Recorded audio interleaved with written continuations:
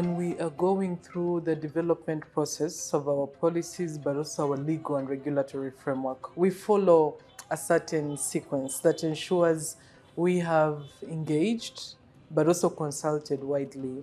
So at the time of working on our policy, we did consult extensively to ensure acceptability, but also buy-in by our different stakeholders.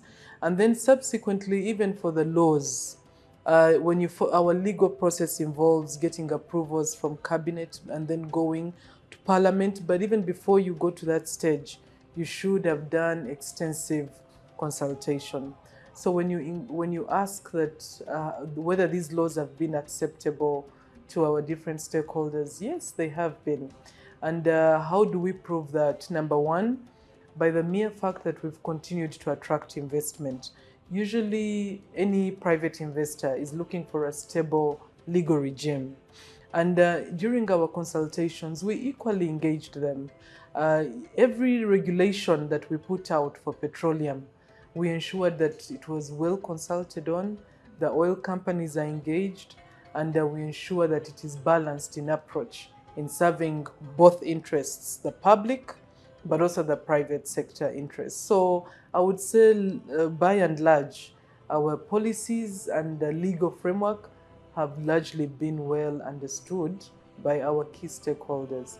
Nevertheless, we don't stop there. We continue to sensitize.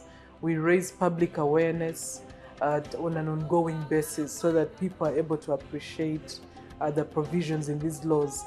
And the way the law is organized, each time you enter a certain period of development, emphasis is then placed on certain provisions of the law. So you'll find that on an ongoing basis, we have to continue engaging our stakeholders depending on the period of development that we are in. When we were going through the preparatory stage, the technical studies, we engaged a certain way. When we were approaching the final investment decision, we equally engaged a certain way. Now that we are preparing for production, we continue to engage to help Ugandans, to help our stakeholders appreciate the enormity of the opportunity that abounds in the oil and gas sector.